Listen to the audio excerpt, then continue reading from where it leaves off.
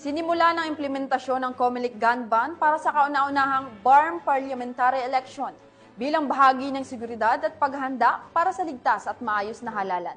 Yan ang ulat ni Patrolwoman Maricris Algabre. Sinimula na ang mahigpit na pagpapatupad ng COMELEC gun ban bilang bahagi ng paghahanda para sa nalalapit na first BARM parliamentary election sa darating na October 13, 2025 sa buong rehiyon ng Bangsamoro. Nito lamang ika-14 ng Agosto taong kasalukuyan.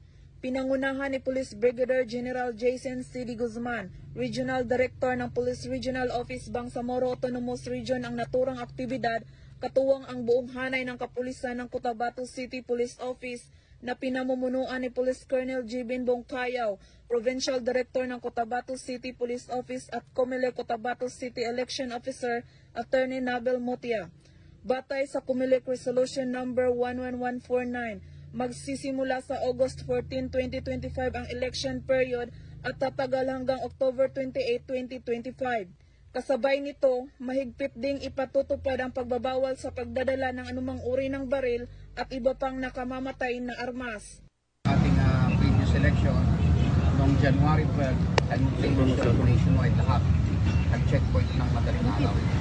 Kaya ganun po ang simula. Ito po, itong nakita niyo po ngayon, nandito yung ating election officer na kasama natin dito na nag-checkpoint. Pero normally, sa PNP po, sa security forces, we start 12 midnight.